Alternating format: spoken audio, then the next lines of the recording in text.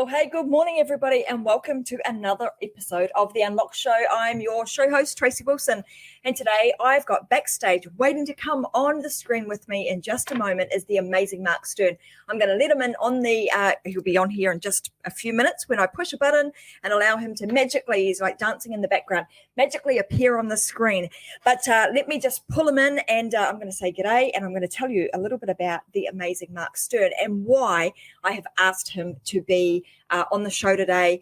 And we're going to be talking about this out-of-the-box strategy that is actually increasing the conversion rates, it's increasing the experience rates, it's increasing conversion rates, and a whole bunch of other things when it comes to doing both online and offline events. And if you have physical products, it can also help you there. So I want to bring to Mark I'm going to bring him to the stage right now. So here we go. Boom. Let's bring Mark to the stage. Hey, Mark. It's so good seeing you, Tracy. Hey, how's it awesome going? to have you here. I know I kept him in the background just for a little bit longer because, this is out of the box and I want him to have a little bit of a Jack in the Box experience of him joining us on the screen right now. So there you go. I pulled the trigger and here he is. So let me tell you a little bit about Mark. Mark and I have known each other for about 3 or 4 years now, and we met in an online marketing program that he and I were both doing. And I have had some amazing conversations with Mark. He and I have done some stuff together. I've been in some of his summits, and he's just an all-round awesome guy that I wanted to have on the show because to me, he is somebody that lives his life unlocked, but he also is now helping people to live outside of the box, literally, with what he's doing now. So I'm going to get Mark to sort of tell us a little bit of a backstory about who he is and what he's about, because he, like I, came from a corporate background, which moving out of that sort of corporate space and then thrust it into this entrepreneurial world is quite an adjustment. So I know Mark and I kind of, we resonated on that because our journeys were very, very similar in that respect. And over the last couple of years, I've seen Mark, the master of coming up with products. Like he can today we'll talk about something and tomorrow I'm seeing him online actually create it. That's kind of how fast this guy thinks. So where we've talked previously on the Unlock Show about the opportunities that exist in our marketplace today and the ability that each and every one of you have to actually take your knowledge, your skills and the information and the experiences that you have and turn them into something that you can help somebody in the world with and make some money and make an amazing experience for somebody is very, very real. And Mark is a testament to that. So I'm going to get him to share a little bit of his backstory, where he came from, and kind of the iterations of what's gone on over the last couple of years, Mark, and kind of where we've landed today, and when we can talk about sort of this whole out-of-the-box strategy, which kind of wasn't really where you started out, and it's evolved into something that I think is pretty special. So I'll hand over to you, and I'll let you tell everybody who you are, where you've come from, and kind of why you're here today. Yeah, I'm laughing right now because anytime you and I connect, it is always like clear your calendars because we have so much to catch up on. Tracy, it's so good seeing you. So hi, everyone. I'm Mark Stern. I live in Austin, Texas. So a little bit about me. Born and raised in Alabama. I was the guy that for a lot of people and everyone in my bubble was just like me. We're talking the natural progression to happiness, to lead a fulfilled life. I felt like I was very much the poster child of that. So it's like going to high school, graduating, go to college, graduate college, get the dream job. After you have the dream job for a few years, you go back and get your master's degree. I got my MBA at Duke. And, you flash forward to 2012, I just graduated, got my MBA and was in a position that I had just joined a top 5, a really big consulting firm.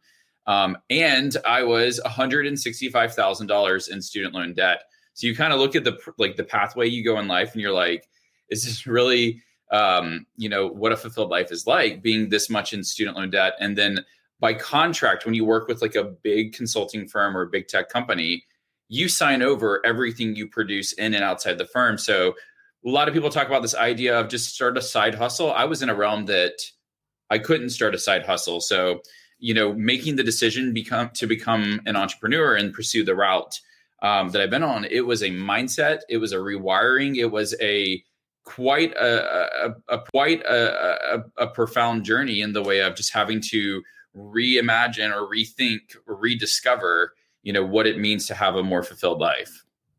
Well, absolutely. And like you say, with being with a big firm that you were with, that IP and all of that knowledge and all of your creativity that I have come to understand you have in bounds, that all of that would have been owned by that company. Mm-hmm. And your ability to be able to, like you say, do a side hustle, it just wasn't there. So it was kind of like whoa, I've got to make this decision right now.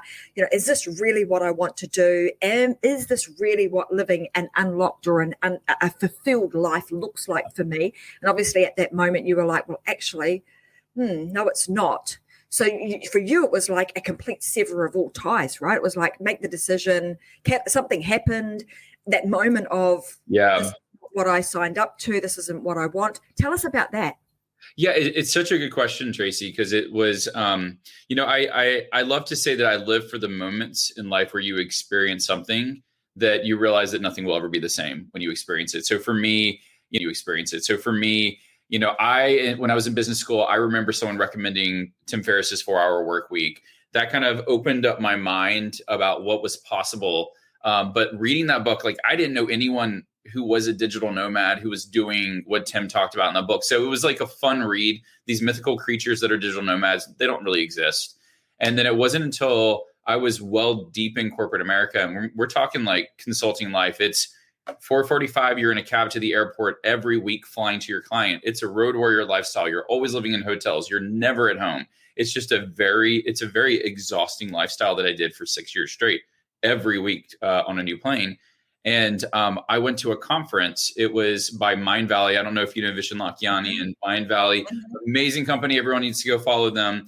But it was one of those times that if you've ever gone like the YouTube rabbit hole where you watch a recommended video and a recommended video, somehow I came across a video to this conference, and it was A-Fest, which was kind of a mix. They described it of like Burning Man meets TED Talks, with just like in a beautiful exotic location. And something called me to go. No one in my world have ever experienced anything like that. I tried to get my friends to come with me so I didn't have to be the only one, and I ended up doing it myself. And when I arrived at that event, it was all digital nomads. It was all people that were in a whole realm that, like, it was all the people that Tim Ferriss talked about, living their life on their own terms. And it was such a high, but it was such a low experience, because when you come back after you've experienced something that was like outside your bubble, that bubble had shattered, and it kind of just woke me up in a way of this corporate America. Like, can I have a good life with corporate America? Yes, of course.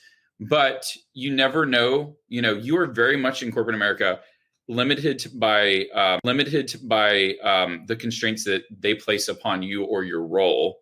And that's it. It's hard to break out of that norm because it's a very corporate structure. Whereas as an entrepreneur, it's empowering to realize how much you are in control of the impact you can have. Well, isn't it funny? Because, this whole topic, living out of the box strategy. I mean, you going from, living inside of a very confined, box where you were required to do certain things at certain times. And then now just living this life that is totally outside of the box. And it just so happens that the business that you have also helps people to do things out of the box. That this is really what's really fascinating about all of this too, is that, like, corporate America, boy, oh boy, if they'd seen that 4-Hour Work Week by Tim Ferriss on your desk, it would have been like, what the heck is this guy reading? Oh my God, that's going to, he's seen the door. He's going to want to run as fast as he can to that. And then you realize that when you read that book, oh, these sound like mythical creatures. It's just this, surely the life I'm living right now, 4:45 in the morning till God knows what hour at night, hours and hours and hours on the road. How could this possibly even exist in the life that you were living? And then to go to a conference and then be like, actually, oh my God, these mythical creatures actually do exist. They are real people just like me. And I could be doing that too. And then all of a sudden that just, the floodgates are open, right? It's like no going back. And it's interesting because, like, part of like what gets us there is when you're in your bubble, like it's called a bubble because everyone is just like you. So like when you have an experience like that, nobody in that bubble can relate to you anymore because they don't get it. They didn't have that. They don't get it. They didn't have that experience. It's foreign to them. So it's just a very different conversation. At times, for me, it felt a little lonely, simply because no one really understood what the experiences I was having. But that's like the risk of a bubble is there's a lot of comfort and security because it's predictable. But everyone is just like you. I grew up in Alabama. And all I knew in my life and those around me was Alabama. So when you break out of that norm, and then I went to college in DC, but when I go back home and people who've not left Alabama, it's just a very different conversation. It's a very different mindset, very different experience. And hence, I'm a very big advocate of people experiencing different things, opening your eyes up, opening your networks up, because then as soon as you start to see and you experience something that's a little bit outside of the bubble gets burst, and all of a sudden you're then, your sphere of influence and your sphere of opportunity just blows up. I mean, you and I, like you said, you and I could talk for hours and hours, and we do, about this sort of stuff because we've come from a very similar background in the sense that we were both in corporate. You were corporate America, I'm corporate New Zealand, corporate Australia, but the stories are the same. You get very familiar with the thing that you are surrounded by, and you are like-minded with those people. And as soon as you start to sort of put a toe out of that realm and like, oh, there's all these other people, now your world just continues to grow, as does your mind, and the experiences and the income and everything else kind of just gravitates and flows with that. It's a fun place to be, and I don't know about you, but boy, I'm glad that I made the change. Nearly 10 years ago now. Yeah, but it's so funny the path we are in, because like I've been so inspired by you and some of the things that you've done, because you do live with this mark of curiosity and mark of innovation, but it's unfearing. Like you will figure out how to do something, even if it's the craziest thing. Like the high ticket program that you put together, that was a tour of the United States, I thought was just brilliant and nuts at the same time. But that's to surround myself with people who see things differently. Like that's one of the greatest gifts that I could ever ask for. Absolutely. And I've just got a few people that are joining the show today, and they're leaving comments. So guys, today when we get into it, Mark is going to uncover some really awesome stuff when it comes to how to create an exceptional experience for your customer. So I'm seeing Robert Stern saying, hey, great name, Mark. That's a great name. Yes, I was thinking the exact same thing. Yeah. Yeah. So, we'll have comments come through, but you guys, if you're watching or you are listening right now, even on the podcast, just make sure that you put either comments in here if you're watching live right now, or you're commenting on the podcast, and we will make sure that we get back to you, because there's some stuff that Mark, I know, is going to share that will blow your mind. So let's kind of go down the path now of this evolution. So there was this movement out of, that oh my God, my eyes were opened. I need to do something a little bit different. I'm going to test the water and kind of you're going to back yourself and give this a go. You found this tribe of people that you're vibing right with. Things are happening. And then you had an idea. And the idea, if I remember rightly, was like way back when you're starting out as an entrepreneur, you're figuring out your way, but you're like, oh, I've landed here. I think the place to go is virtual summits. So let's start with the whole virtual summit thing, because it's so ironic that a couple of years ago you started with that, and now they're like the thing, and you've evolved from that virtual summit into the stuff that you're doing now, which is even more futuristic and it's kind of like a going back, how do you go, back to the future type. It is total back to the future now, right? 100%. Yes. I love that you made that reference too, but it totally is. Yeah. You mean jump on in? Yeah. Jump on in. Tell us about how that kind of evolved. It's funny. So with the virtual events, part of why I started with a virtual summit, part of it was full transparency. It was selfish. I loved going to conferences when I was in corporate America. I think I went to all the digital marketing conferences because that was it wasn't until I realized that I think that was my panacea, my medicine for the condition that I was in, which is I need to leave corporate America and become an entrepreneur. And I just milked it with going to all these conferences. That the first thing when I left, I was like, you know what I could do? I kept on discovering and seeing some things that people were hosting. This like virtual summits hadn't exploded the way that they are in this like post-COVID age. But what was really cool was it was an opportunity to really get a small MBA in being a digital marketer. I'd recommend anyone who's starting out do a virtual summit because it forces you to get really uncomfortable. I hadn't really put myself out there. So a mentor told me, to find your voice, you need to do like 30 interviews. So I was like, I'm just going to do 30 interviews in one summit. I think we did 42 interviews that summit. And I quickly found my voice, which it really forced me to get into the role of the host, which is it's just a different skill. And I got to have that front row seat to get direct mentorship from all these other people that I had the chance to interview. But I think it was just a really powerful thing because it was product creation when you do a summit. It was networking and relationship building. So I can put myself, it was visibility. It was lead generation because the way a summit works is, that was I call it a legacy model when you do a more pre-recorded style because you're seeing more virtual live now. We can talk about that, but 2 different models for summits. But it was such a cool way out of the gate to get loud fast. And as a result, I think that set the tone because, I mean, one of the things is like you as a person, you as a brand, when you get online, it gets amplified. And like the one thing that like, and this is true for anyone, do not let go of your own values because people will see what's most important to you. For me, it was really important to serve and build relationships to that experience, but it forced me to do something to create this experience and learn how to be a digital marketer and get really uncomfortable. But it also introduced me in the value prop that I had to offer people in a really powerful way. So that's why I'm like, everyone needs to think about doing summits. And I love that because one of the things, talking about finding your voice, and I mean, this is something that we've talked about quite a bit on the Unlock show. And now Vicky Helm and I have a program called the Influence and Authority Method. And it is absolutely about that. It's about finding your voice because once you can get into that rhythm and that routine of, I can speak about what I know about, it does elevate you.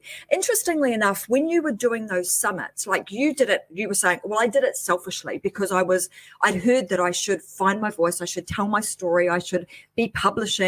What the heck is the fastest route to getting me there?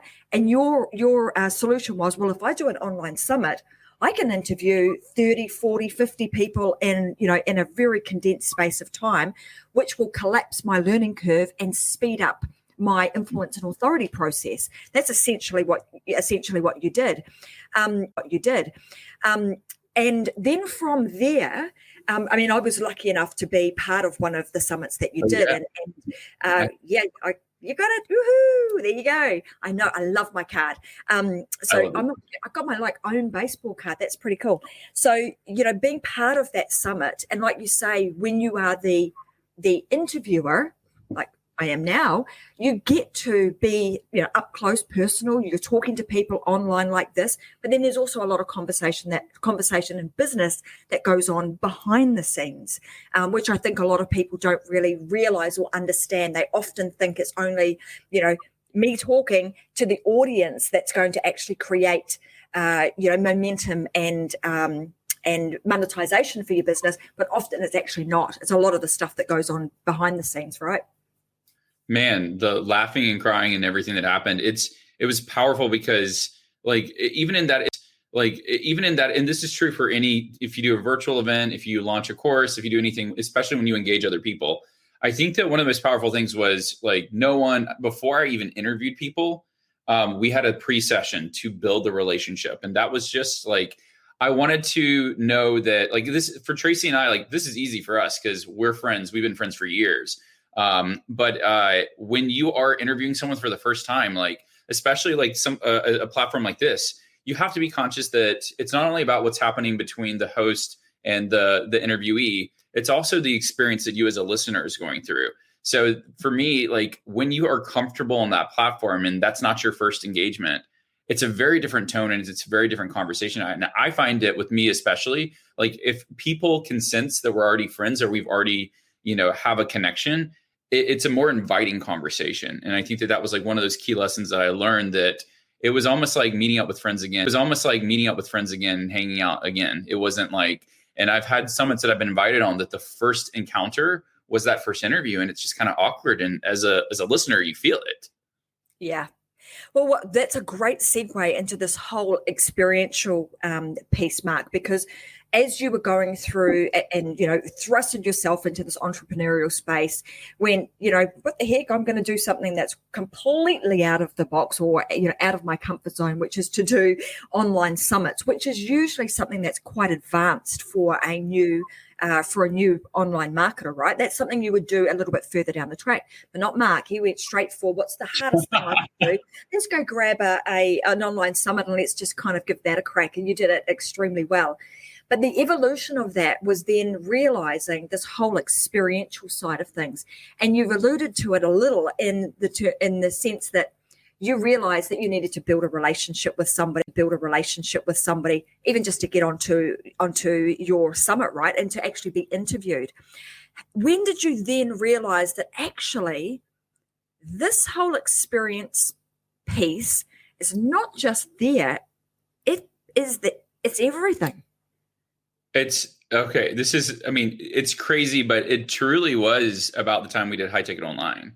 And part of it is, so High Ticket Online was a virtual summit that, this is kind of where like the power of emulating before you innovate is really powerful. Because if you saw the legacy model of virtual summits, people were interviewing 30 plus people. I saw summits that had 100 plus people.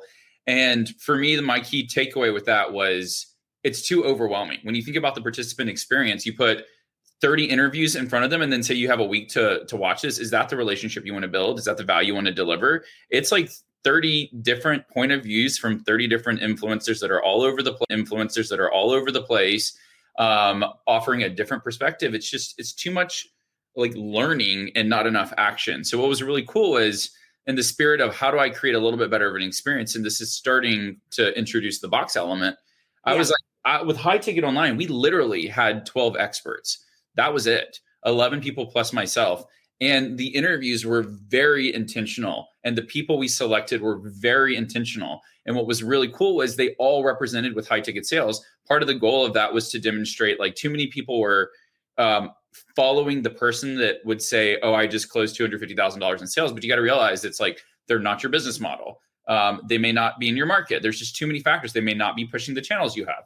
They may be a lot further on their career. Just don't beat yourself up. So this was an opportunity to get 12 different profiles of how people are doing high ticket sales. And when you think about experience for a virtual event, 12 people to me is like, you can consume it, but it wasn't about just listening to the recordings. It wasn't about like, you got to buy these recordings. It was, what's the next step that I can serve you and get you to take action? So we complemented the digital experience to be not that overwhelming. I think we released 3 interviews a day. It was easy to consume. And then what we sold instead of a digital access pass was, this is the first time we introduced, and I'm holding up like the physical box. This was actually one of our first boxes. And you can see Tracy's picture. And it's so cool seeing this box, Tracy, simply because I look at like the faces. Eileen is doing some incredible things. You're doing incredible things. Fran was just on Shark Tank. Like, she just got a deal with Barbara Corcoran. Like, it's crazy to see that these connections through it. Like, the box provided this physical element that complemented the digital experience. And that's where, like, for me to, I think that it's all the crux of why do we do what we do. We want to serve, we want to impact other people. We want to best position ourselves as the trusted mentor to your students. And if you position yourself as a trusted mentor, like, I don't think people want to buy products and services from 20 to 30 different people. I think they want 2 or 3 trusted mentors that can deliver information in a way that gets them to take action and get results. So that was what it was that, like, most people are going to give you digital only. What's the problem with digital only? The way we connect with the world around us, we connect through our senses. So sight, sound, touch, taste, smell. Digital only products are what you see and what you hear. Your 2 senses. Everyone is competing for 2 senses. When we talk about Disney World, when we talk about going to a restaurant, it's such a powerful, going to a live event, it's such a powerful experience because it stimulates all the senses. It provides a better means for connection. So although I can't easily replicate going to Disney World, I can create a digital experience and complement it with a physical box and think about the story about how can I make it easier to remove those barriers for you to be successful? How can I make it easier for you to get action, take action, better engage with what's going on, better feel more connected? So this is why, like, we put with the high ticket online box, like we had materials for you to do self-assessments. We turned the key points from our influencer sessions into actionable cards that you had a workshop you can go through and easily model people who are more like you in terms of how they do high ticket. We had swag in there. And the reason I put a hat in there is because if you see me, you can even see the cartoon version of me and my dog. I always wear hats. So I wanted people to feel connected to me. So I will always put a hat in my boxes, because what ends up happening is people start wearing the hat because they just like, you're the trusted mentor, you're the trusted advisor. They are strongly relying on you and how you deliver information to feel better set up for, getting them out of that pain point or take that action to get their business to the next level. So that was one. And then Tracy, I think it was the accidental thing of this, which is what was happening, which was the amount of organic traffic we were getting by doing this. And with high ticket online, people started doing unboxing videos. They started taking pictures with the hats and the sunglasses. I put sunglasses in there because I usually have sunglasses around my neck in the summertime, not in the winter. But it was so amazing to see all this social proof that was happening, that people were just excited to be a part of the experience. But you can't get those unboxing videos. You can't get those other tangible elements with a digital only product. There was just so much buzz. And then the speakers started taking pictures with the box and with their card. Powerful, authentic organic traffic that, like, it's such a different tone than you see with a lot of summits that are like, Tracy, you can come speak at my summit, but you have to send 3 solo emails out and post on Facebook twice. It's a very different place that comes from. Yeah. I mean, that all happens, like you're saying, very organically without you having to ask. There's no pushiness, no salesy stuff involved in it. It's just like, oh, wow, I've got this box, and I've got a number of these boxes in my household. I'm looking at a few right now that I've purchased, and that people have taken that same approach to, building their materials and putting them inside of a box. In fact, the very first program I ever bought that was digital when I left my corporate world, I've still got today. So I don't know if I have the digital access to it, but I most certainly have got the box with all of the materials still in it. And I've got that, and I've probably had it for about 8 years. So I'm hoping that the guy that I got that box from is actually going to be on the show in a couple of weeks' time. But yeah, it just speaks for itself. Like, I absolutely remember high ticket online. I absolutely remember the box that I got, which was the program that I did 8 years ago. Whereas with a lot of other programs that you do online, you'd probably completely forget about, because they're not there. They're not a constant reminder. And because they're in a nice box, you tend to keep them. So let's go down the path now of, like, we've talked about kind of the evolution, how this came about, why it's so important. So if you're somebody that you want to find your voice, you're wanting to find your voice, you absolutely need to do that. Publishing is the way to go. If you're wanting to create some sort of, whether it's an online program, does this also work for offline? Totally. Absolutely. Yeah. Totally. Absolutely. Yeah. You need to run business. Yeah. It's the reality is, the way we look at it is, what's the customer life cycle? 3 stages. You acquire, so acquisition, you fulfill or deliver what they acquired them for, and then you want to retain. And the cool thing about that is offline, online businesses, it doesn't make a difference. Like, everyone has that same customer life cycle. So, like, here's the thing. A lot of people are thinking about boxes of just sticking swag in boxes. You're missing out on an opportunity if you're just putting a t-shirt and a water bottle in a box, if you're not thinking about connection, because the story of how to use boxes to acquire clients, to acquire JV partners, to acquire prospects. If you're in real estate and you reached out to me, I would totally send you a box to welcome you to the area, knowing that it's just like, look, think of it as paid traffic. It's just a different form of paid traffic.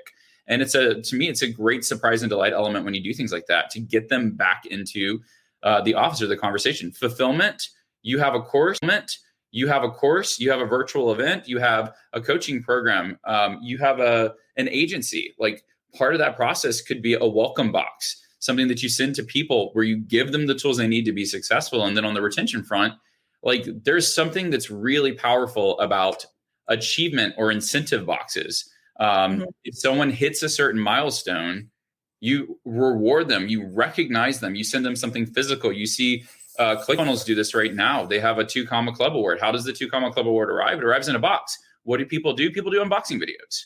And how do you get an award? It's a retention strategy. They want you to stay engaged in their platform until you get $1 million, and then they're going to send it. It's brilliant. So this is kind of where, just across the spectrum, and quite honestly, that's probably the biggest area, is that retention, surprise and delight, just to say people, you're thinking of them, and recognition of certain milestones. Those incentive structures are really powerful ways to just keep people motivated. So you mentioned earlier about this whole process of emulate and then innovate, and that's exactly like that story that you've just told about how this whole thing has evolved was exactly that. Like, I know, you saw an idea, you saw a concept, you knew that with an online summit, and then it was like, oh, hang on a minute, another company is doing these boxes. How can I now kind of meld this together? Now I'm emulating and I'm starting to innovate, and all of a sudden that whole innovation piece kind of grew some legs and turned itself into a complete and business that is extremely successful now. The other piece that I wanted to talk about, which is something that I think a lot of people miss. So what you want to be doing now is, when you're online like this and you're thinking about, okay, I'm on Tracy's Unlocked show, what are the things that I like about it? What are the things that maybe she, when you're thinking she could be doing that better? Those are all the things that will enable you to emulate and then innovate with what you're seeing, what you're hearing, what you're feeling. And if you think that you're dealing with a particular organization and something could be done better, that is your cue. That is your cue for A, emulation, and then B, innovation. That's it. To me, it is one of those things that it's just asking yourself the question, like, how do I make this better? How do I make this easier? How do I get better results? Like, that's it. Like, for me, going from a 30 or 42 person summit down to a 12, and then swearing like I would never do another virtual summit with more than 12 people, 8 to 12 was like, that's innovation. It's simple. It doesn't have to be a complex idea. That's simple, but it's profound because it's how I want to serve my audience. And it's how I put the emphasis. A lot of people who do summits think of the summit as the thing. To me, the summit's just a vehicle. It's a means to go to a destination to ascend them up your value ladder. So let me make it easy for you to be successful. That's innovation. It's not complex. That innovation was doing less. And that was what's crazy about it. Literally, people, like, the things that if I told you like what we did to do a first summit, it was literally like exponentially harder every time you invited another speaker. So when we had 42 speakers, that means that's 42 speaker agreements we have to get signed. That's 42 interviews. That's 42 interviews that have to get edited and transcribed and repurposed. And it was just this overwhelming amount. So did it produce a lot of content? Yeah, but it almost produced too much. When I had 12, what was cool was I think I did all the interviews for High Ticket Online in like 2 or 3 days. Super easy. It wasn't stressful. And it was a great conversation, but it was a lot more intentional because the people that were selected, I made something that was a little bit more intimate. I made something that I wanted the speakers to be excited to be a part of it, or I hope you were excited to be a part of it. I had fun. Excited. But I did the unboxing thing too. Like, whoa, cool, look at this. Check this out, Mark. I've got my box has arrived. So, all the things that you had intended to do actually happened, which leads me to the next thing. Often when we're, like you were talking about, if you're putting together a box and you're just putting a whole bunch of swag in there, then you're probably doing it the wrong way. So there is a way of doing it where you're just going to throw all the stuff into a box, and then there's the intentional way. So I think that is a message that I'm hearing you talk about a lot, is around the intention of what it is that you are doing and how you go about that. So let's share with everybody, like, what's the intention of having the box, and why should they, when they are thinking through the process of, that sounds cool, because a lot of people would think, well, it'd be cool if I had that, and then not really give a lot of thought to the intention of it. Let's help people to understand what should be going in there, why it should be going in there, and what intention you should have when you're putting that together. Yeah, it's a great question. So there's two different frameworks that are really helpful here. And I'd say the first one is, we use three words when we think about custom boxes, and especially when you're talking about experience. It is activate, engage, monetize. And if you don't like the word monetize, use the word serve, because we interchange those words, monetize and serve. Why we say that is simply because when you monetize, monetization is also a form of service. A lot of us are doing what we want to do to build a bigger platform. We need more money to do it. When we build that bigger platform, we can serve more people. So the way that we start to think about that box experience is, how do we think about the story that will start to activate people? Activation is about, how do I stop you in your tracks and get your attention and get you to take a certain action? When we talk about engagement, now that we've shifted over, engagement is now thinking through the digital experience live. How can I provide the tools and resources that make it easy for me to be more successful with what is going on the screen? So how do I make it those quick wins? You don't want to overwhelm people. This is when people like have a year-long coaching program and they're like, I'm going to send you a box that has everything. I tell them no, because it's too much. You need to give them enough for that experience. And one of the things that we think through is the solution oftentimes is not just one box. It is a powerful thing to be able to send different milestone boxes, even from a gamification standpoint. So people always have that next thing they can conquer, what they have in front of them, get the result, and then do the next thing. So that's what's really profound about it. Monetizes, you want to think about the story and the journey that you've sent people on. This is kind of the whole strategy first. You want to be able to pre-frame what's next. So that seeding and that pre-framing with how you think about the box and that experience. This is kind of where, like, what will you do is when people ascend up your value ladder, that just means you get to serve them at a higher level. So this is like why it's really important to seed and show. Like, this is kind of why I tell people, one of the things you want to have in the box is what we call a take action item. A take action item is something that gets them to take action. They don't have to necessarily take action right away, but when you put like a piece in there that shows you your value ladder, like they may just be on the first rung of the value ladder, simply dropping that image of the value ladder plants a seed that there's so much more. And it's shocking that so many people don't provide transparency of their value ladder. And so people think that it's one and done. So those little actions where you can show there's a lot more of the journey, you don't have to do that hard sell. It's more about planting the seeds so people know there's a next step in the journey, and just knowing that there's a next step in the journey.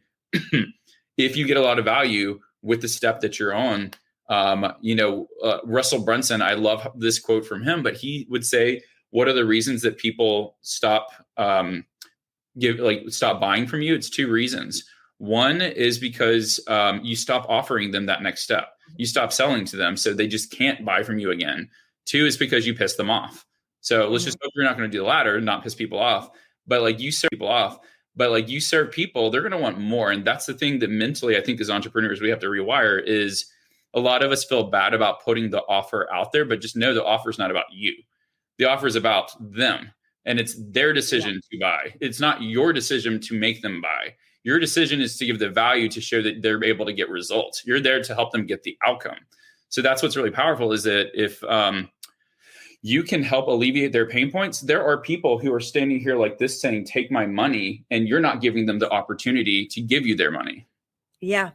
And if you truly think about that from a perspective of, I want to serve, then it's our duty to actually do that. Because if you've got people standing there saying, you've given me all of this and now I need more help, and you don't provide that more help, are you truly doing the right thing? And I think often we get that a little bit mixed up in our entrepreneurial brains, that we think that, I don't want to be selling to them, and I don't want to be, pushing my products onto people, but done in the right way, with the right intentions, with the right being able to help them move through the process and actually get a result, take action and get a result, then they will be asking you, like you're saying, hey, take my money. I want to do the next thing. I need the next thing. So I think that's an important point too, for us to understand and realize there's a massive difference. And you mentioned earlier, like you made that differentiation. Some people don't want to use the word monetization, so you've swapped it out with serve, when in fact they go hand in hand. 100%. And the other thing I have to say, because you and I have both been on this journey, Tracy, is that like getting started as an entrepreneur, for those who are listening, like the idea of buying my first $2,000 course was it was uncomfortable, but something shifted. So sometimes that high ticket sale is not about the person selling. It's about you and the journey that you are on. Tracy and I have been part of $20,000+ coaching programs. Like if you had told me a couple of years ago that I was going to be joining a $20,000 coaching program, I would have said you were out of your mind. Like, why would I ever do that? And the reality was it was a big mindset thing. And for me, making those investments shifted my business in ways that like mentally, the mental game that you play, it's insane as an entrepreneur. So those types of things expand that bubble and put things in a very different perspective. So sometimes those big ticket sales, like it is your duty as an entrepreneur to be able to offer that, because it's about their growth journey too and helping them get to the next level. So it's not about putting more money in your pocket. More money is a good thing. You can get a louder platform and get the attention of more people. Just recognize that, like Tracy, I don't know if you remember the first time you bought a 10K or above program. It was tough, like mentally, but now like it's sad because I see that. And if I know that like that's the right mentor, the right program that's going to get me the result I need, I wouldn't think twice about dropping that money. Yeah. Because it's the return on investment that you get. And often we associate, how am I going to make that money back?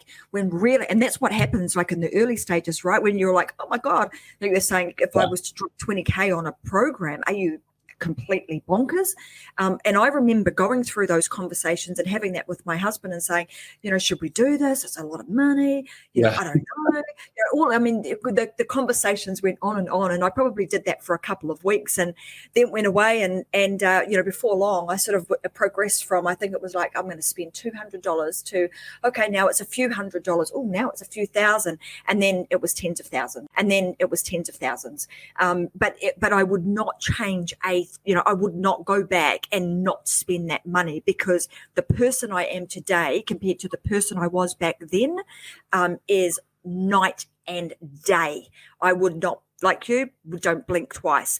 So as far as like, the whole custom box side of things is, once you've got your platform, your product, your service, whatever it is, let's have a look. I know you've got some boxes on your desk. If you can see like this side of my room, it is just packed. So yeah, we have a lot of boxes. So one of our biggest style boxes that we have is what we call a transformation box. So I wanted to give the name transformation box because it's like, you're here. How do we give you the tools and resources to get you where you need to be? So it's the idea of the two avatars, who you are today and who you're going to be tomorrow. And so this is kind of like we can do boxes. And when we work with boxes, like the size of the box is all about the strategy you're trying to achieve. So anytime we talk about boxes, it is, what is it that you're trying to achieve? You want to make sure that you're creating the story that is so intentional that the branding of the box and what's going on digitally tells one cohesive story. And it's being very intentional about thinking through the journey. So transformation boxes, like, it doesn't necessarily have to be a box size. I think this is what a lot of people think about with the box. But we have like one of our most common boxes that we're doing right now is what we're calling small box. And it's literally a smaller size box. There's so much you can do here, but why this is a really interesting strategic play is we were intentional about the size. It's big enough to fit on your bookshelf. We know what people are doing with these boxes. Like, we call it the Monopoly effect. Monopoly, like when you buy a Monopoly game, you don't take the pieces out of the board game and throw out the box. The box becomes that container that all of a sudden, and Tracy, you were talking about it with the program from 8 years ago. I mean, let's flash back to the 90s when all the ways to consume courses were through cassette tapes and CDs that people will listen to in their cars. My dad still has those get rich, box tapes. I think a lot of us may have the Tony Robbins sets. I have them in my bookshelf. But what's really cool about being intentional about something like this, it's smaller. What we do is it's great for putting a gamification tactics in there. But it's a very different story. It doesn't have to be a swag heavy, but it's an experience heavy. box. And what's cool about this is what we're doing with our clients is a lot of them are not just releasing one may be just one quick milestone or a quick win. We know that people put these on their bookshelves, so we're doing more and more and more. So all of a sudden, you're seeing that like clients are thinking about one box, they're thinking about several boxes of that size that can help at specific milestones. If you have a year-long program, if you have different expansion packs, I mean, there's just so much you can do with a smaller box. And it's not necessarily breaking the bank. They're really cost effective to do that smaller size, and you can still we have clients that turn and sell those boxes for $1,000+ because the experience in that size is perfect. It can fit a t-shirt, it can fit a lot of items, but it's about thinking about the tools that people need to be successful. So big, small, it's the size needs to be dictated, not based on this is just a medium-sized box, let's fill it. It's strategy first. It's what are you trying to achieve? So transformation boxes are a big one. Swag boxes are safe. Swag boxes are easy. They're not my favorite, but there's a purpose for swag boxes because people love swag. You can never go wrong with swag. But our like what we love to do is think through that trend, like the connection of physical and digital. And I'll show you one quick one. I don't know if you want to see any more. I don't have to show you. I'm just going to let everybody know, just for those of you that are listening to this on the podcast version, if you actually want to see what Mark is showing us, head on over to Metadime Digital, our channel on YouTube, and you'll actually be able to see this video, or go to Success Secrets for Business, Family and Life on Facebook and join our Facebook group, because you'll actually then be able to watch the video. So as we're walking through this, we'll just try and explain as best we can for our podcast listeners what we're actually looking at. So what Mark was showing us was a bigger box, sort of more something that would fit in an A size, an A size book, t-shirts and so on and so forth, and then a smaller size, which would be more like A5 sort of size. I don't know these sizes, these crazy sizes that you have. Sorry, they're very Australian, aren't they? And I know you guys don't even work like that. So probably half of you guys had no idea what I was just talking about right then. Yeah, no, I was going to say, like, that smaller one, think about, like, if you were doing a book launch, it's a great size that fits a little bit bigger than a book. So fold a piece of paper in half. So a lot of our clients, like, you don't need 8.5 by 11 size things of everything. Our most common workbooks that we do right now are like a lot of the print items are kind of that, take a piece of paper in half and fold it. And it's not about shrinking the size of the text. It's keeping the text the same size, like a 12 size font. It's just how you lay it out differently. It's still a full size page when you open it up. So it's just thinking a little bit differently about that layout. So thank you for doing that, calling that out, Tracy. Yeah, the only other box, and this is like where we're literally launching, I think we're like a week away from launching this site that's called Virtual Social Box. So the whole concept of a virtual social is we wanted to have a box that was like a Build-A-Bear where you can easily go on and customize your box. And for a lot of people, this is all you need. And essentially what it is, and what I'm holding up is a box. It's about 9 inches by 6 inches by 5 inches. And it's a fully branded box with your branding. On the inside, it's perfect to fit like a workbook, and it has a custom insert inside. But the whole point of this box is it features a wine glass, rocks glass, or coffee mug. And what we want people to do, and you can see there's a cavity in here at the bottom that we put some branded coasters with QR codes, and we'll talk about that in a second. But why I love this box so much is it's about bringing people together virtually. Let me do virtual coffee chats. Let me do virtual networking events, happy hours. There's so much. People can send these out as wedding invitations and do virtual engagement parties and virtual weddings as well. But the crux of why this exists is it was what was happening organically. When COVID started, I think we all felt so disconnected. How can we be intentional about creating experiences? You don't have to drink alcohol. You could be a coffee drinker. People I have a client that uses the wine glass for a kombucha event with her community, because it's like that's a big part of their ritual. But it's thinking about, can I be intentional with the experiences that we create? Let the box and the glass be the thing that unifies all of us and to bring us together. And if you put on your digital marketing hat, like this could be a very powerful free plus ship, buy the box and get invited to these monthly special events with influencers. And it's a great way to nurture people and make that sell when they're ready to take the next step a lot easier, because they have a little bit more connection with you. We have people who are doing it in high ticket programs. So we have people who are using this with virtual events. Like the sky's the limit in terms of how to leverage it. But I think what makes it very unique is I think you started to allude to a little bit earlier. Tracy and I, on our last call, we nerded out about QR codes. QR codes are one of the ugliest things that you see out there. They are one of the most practical things. And if COVID did anything for us, it taught us how to use QR codes. Mm-hmm. So where Tracy and I started nerding out was the power of dynamic QR codes. A dynamic QR code, there's two types of QR codes: static, meaning once you build it, it cannot be changed. Dynamic means when you build a dynamic code, you can go and swap where that code goes to at any point in time. So we created a platform called Teleport QR, which the whole idea behind it is it's only dynamic QR codes. Mm-hmm. And you can pre-schedule out where the QR code goes down to the minute.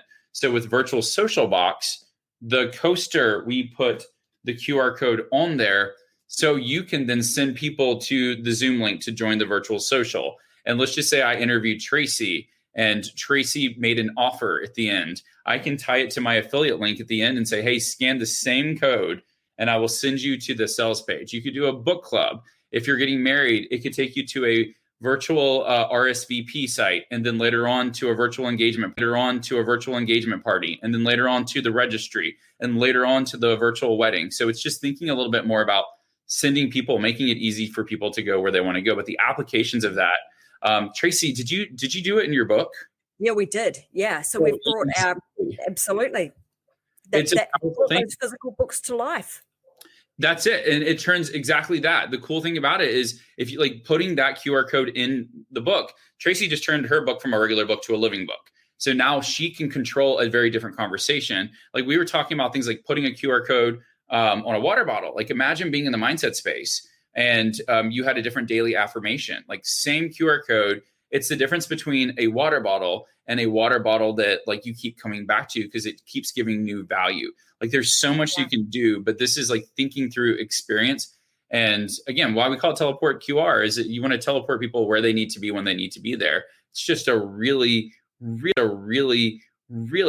again, old technology, QR codes have been out forever. In the spirit of innovation, again, these aren't complex concepts by any means.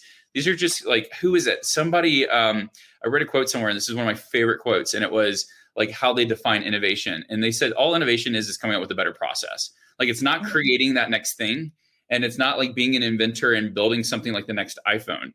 All innovation is if you can make a better process, that's innovation. It doesn't have to be it's usually simple and elegant. And that's the cool thing. One simple thing. Tracy adds a QR code that's dynamic to her book. Now she can control that conversation. And it's a whole different experience than you get with a standard book. Well, thank you for bringing that up because, yes, I know you and I did nerd out on that whole conversation. We're putting these QR codes into our books now so that they're not just a book that gets read once and put on a shelf. We want these books to become part of somebody's life, and they are alive so that they continue to go back to them on a regular basis, and they use them as part of their process. They get embedded into their day. So we're using that strategy there is being used throughout all of the products that we're now bringing out, which is super cool. Hey, Mark, I know that you've got tons of stuff there, and because of the type of products that you've got, they're very visual.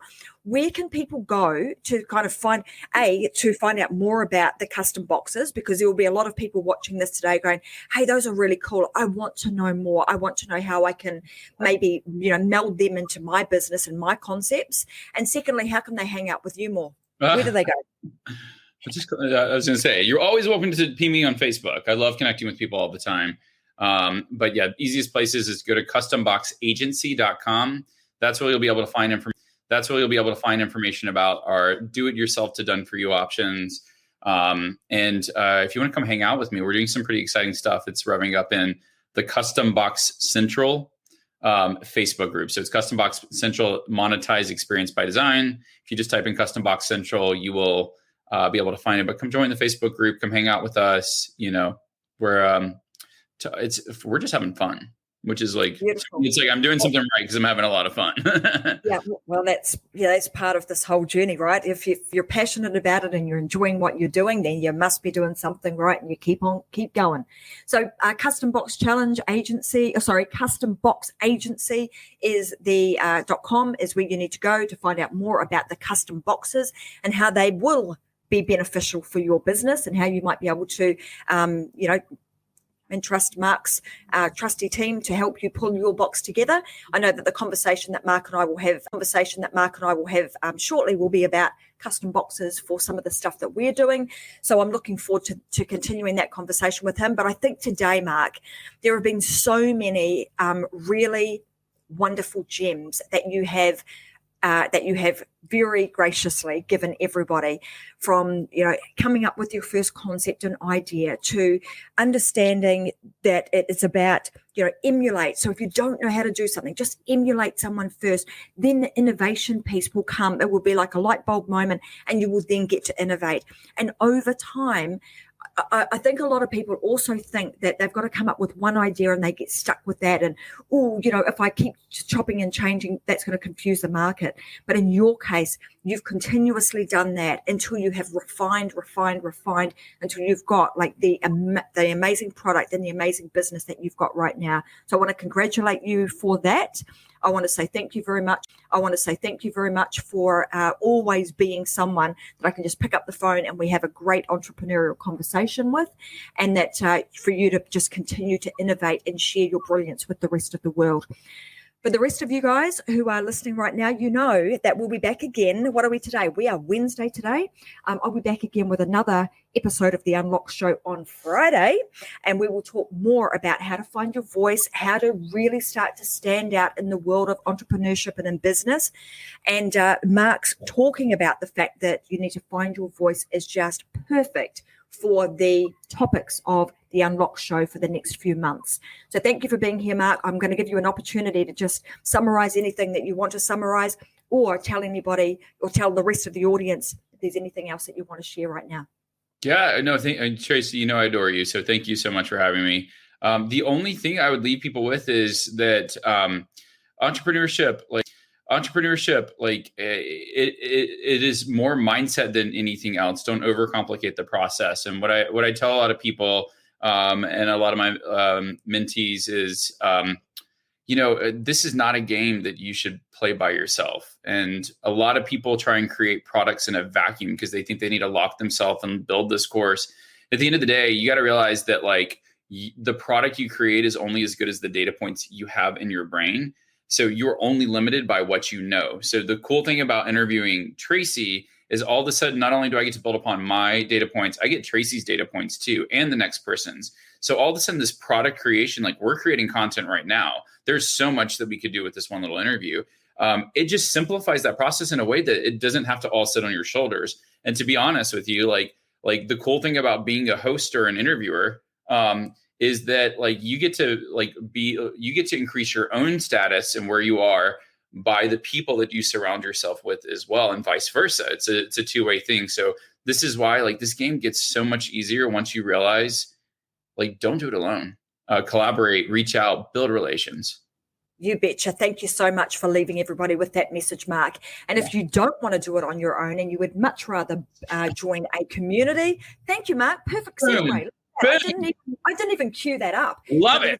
Segue. So if you do want to become part of a community and you want some help in terms of building your influence and your authority and being able to do stuff like this, then head on over to influenceandauthority.com and come and check us out, because both Vicky and I will teach you exactly what you need to do to become the authority and the sought after expert in your market. So for that, Mark, thank you very much. Thank you. Hello to Vicky. I see Vicky. I see you there. So thank you, guys. Yeah, she's there too. Awesome. So thanks very much, guys. Thank you for joining the show today. Like I said, I'll be back again with another episode on Friday, 10 a.m. Brisbane, Australia time, for another episode of Unlocked. And like I always say, go and live your life unlocked. Boom. If you are not happy doing what you are doing right now, figure out how you can, what is it that is going to make you happy, and make the change. Do it today. Do not hold back. So thanks for watching, and I'll see you again, you guys, soon. Bye for now. Let me go here because I have to. We're not finished yet because, look, I got to push this button. Boom. Here we go.